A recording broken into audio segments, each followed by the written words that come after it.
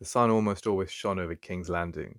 It would glisten off the waters of the Black Sea, and children from Flea Bottom and Visenius Hill alike would splash around in the shallows of Blackwater Bay.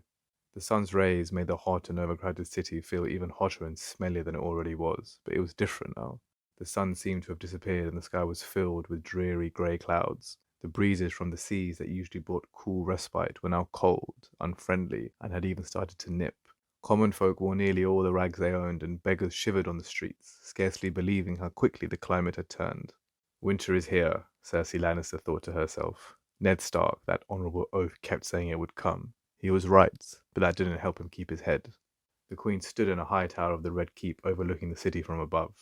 The wind gently bit at her hands as she stood at the open balcony, leaning on the edge as she looked out over King's Landing. Grim clouds hid most of the sun's light and covered the sky in a shade of grey, which left its dreary shadow over the city. The colour did not match what she felt, though. She did not feel the drab or despondent emotions that often came with grey. No, red was a much more suitable shade for her emotions, as rage furiously boiled inside her. Less than half a day earlier, Jaimie Lannister had told her he was going north to help fight the dead, and he had actually left. Left King's Landing, left her. Cersei's fury burned almost white hot, but it was not anger she felt most intensely. No, it was betrayal. She reflected on what happened in the years before, from when a woods witch had given her the prophecy she would have 3 children and would see the deaths of all of them before she saw her own. Her imp brother had killed her mother on his way into the world, and then had taken their father's life as well before fleeing King's Landing.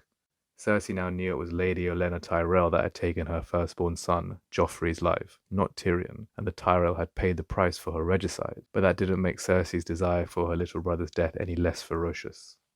Cersei had always lived for her children, and Jaimie had been the father of all of them. All 3 of her babies were now gone, and 2 of them had died in their father's arms, and now she was pregnant again. She had reason to live again, and Jaimie had left. How could he leave me?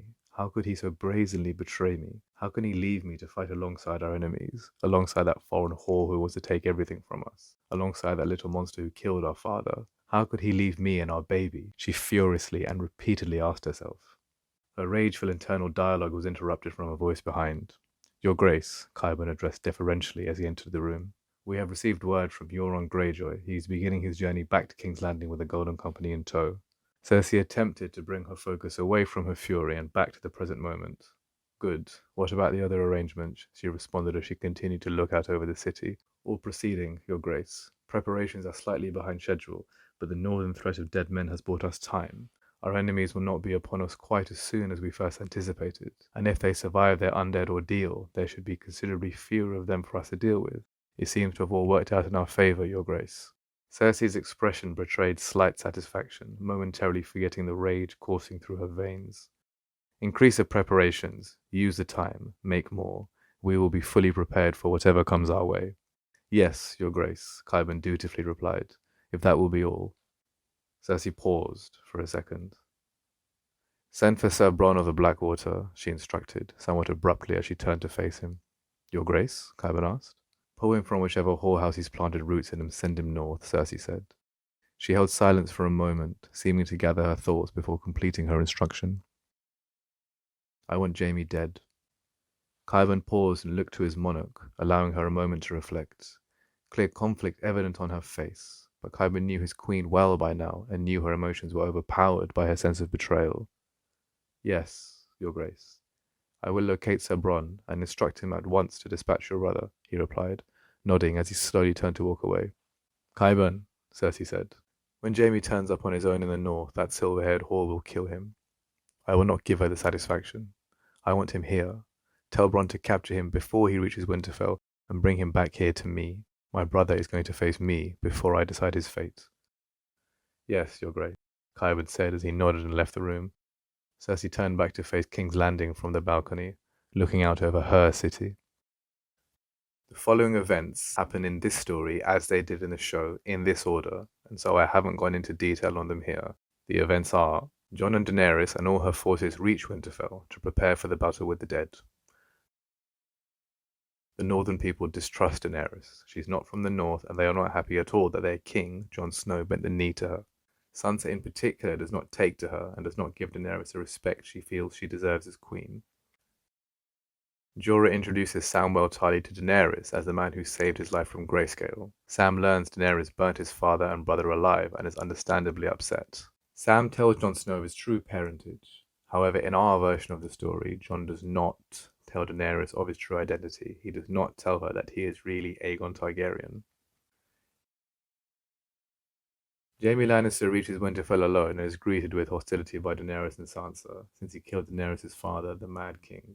Daenerys is supremely frustrated from the fact Cersei lied to her about sending her army north and has instead fortified her position in King's Landing.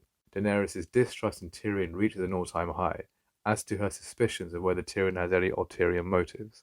Both Sansa and Daenerys wish to execute Jaime, but Brienne saves him, vouching for him as a man of honor. Jon flies Rhaegal as Daenerys flies Drogon, and they share their romantic moment in the snow at the waterfall. Davos suggests Tyrion and Varys that Jon and Daenerys rule the kingdoms together. Tormund, Beric, and Ed of the Night's Watch reach Winterfell with their men after managing to escape the wall when the Night King blasted through it, and Theon reaches Winterfell. Sansa and Daenerys do not see eye to eye. Sansa is not happy Jon pledged himself and the North to Daenerys, and wishes independence for the North.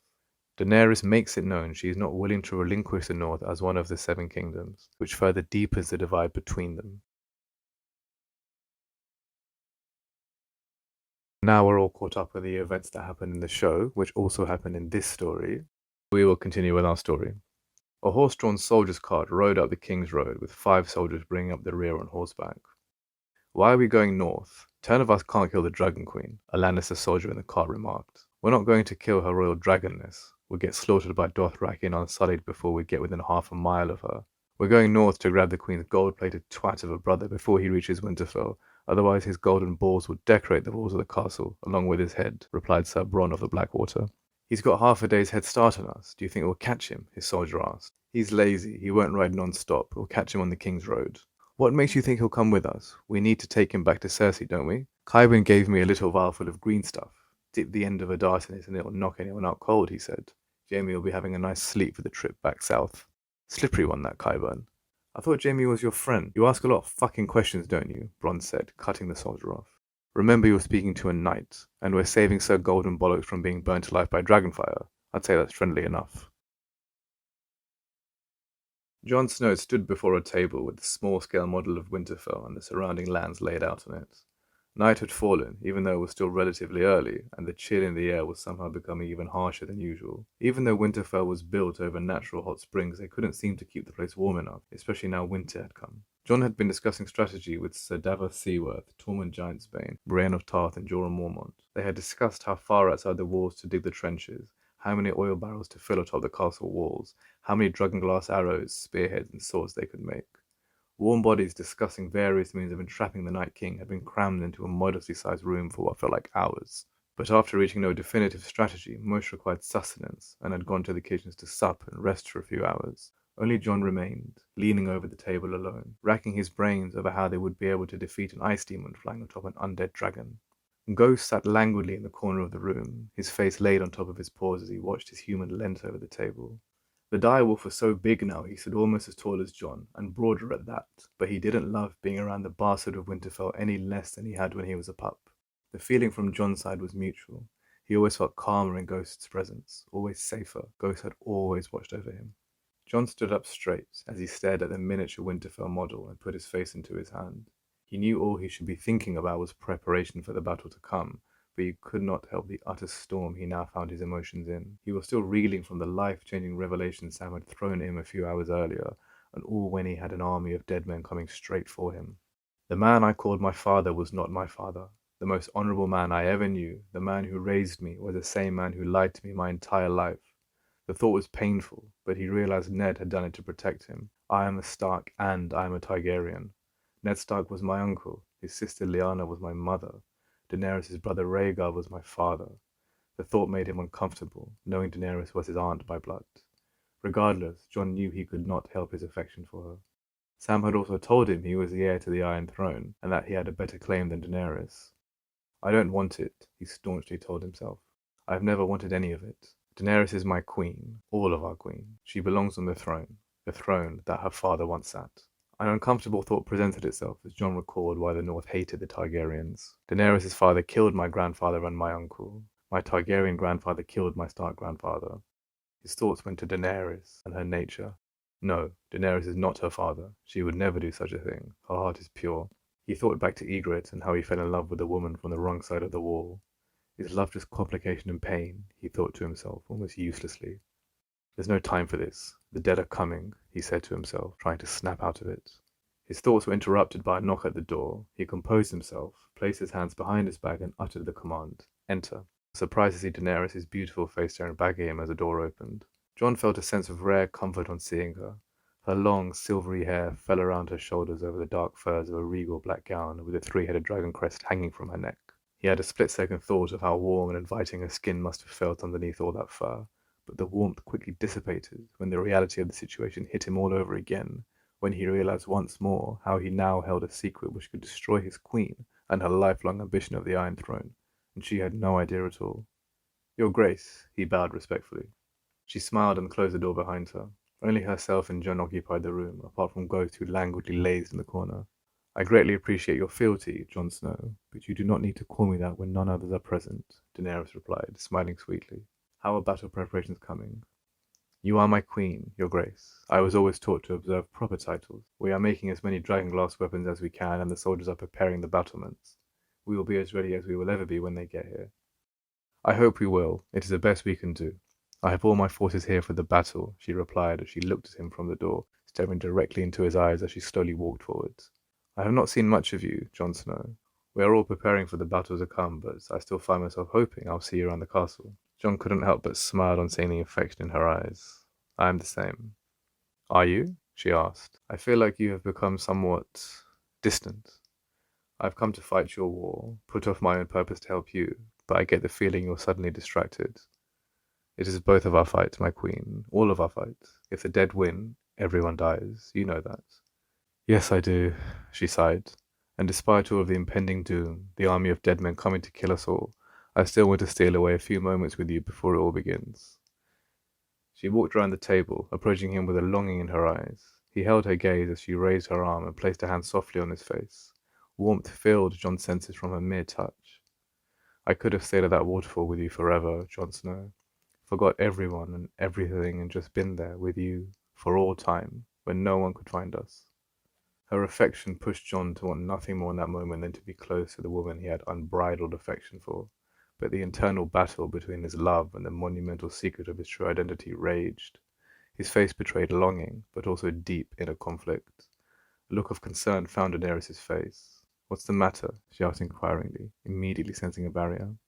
"I need to tell you something," he uttered quietly, almost ominously. She held his gaze, waiting. "I..." he began, but paused. Through the haze of conflict which now seemed to have become his permanent state of mind, a sudden, pushing thought of strategy entered his psyche, battling with his inherent sense of honor. If I tell her now, it will sow distrust and conflict. It was bad enough he had it in himself. He needed to focus on the impending battle, but half his attention was stuck on the monumental revelation about his identity. Daenerys will need to ride Drogon against the dead. She needs to be strong and undistracted for the sake of her army's morale, and for the sake of all of our survival. Now is not the time. I don't think we're sufficiently prepared for the battle yet," Jon uttered.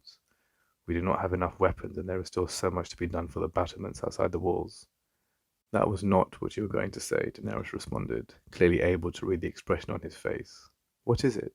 You can tell me," she said sweetly, as she moved her face towards his as she spoke. "I am your queen, after all." "That was what I wanted to say," Jon replied. She looked directly into his eyes and stroked his cheek with a warm hand before moving forward to meet his lips with hers. Jon's face shifted to the side, avoiding her lips as they met his cheek. "We need to prepare. We cannot afford to get distracted by anything else," he quietly uttered. Daenerys' expression turned cold, as a horrible sense of rejection bulldozed through her. She turned on the spot and walked out of the room without another word. Jon sighed and put his face back into his hand.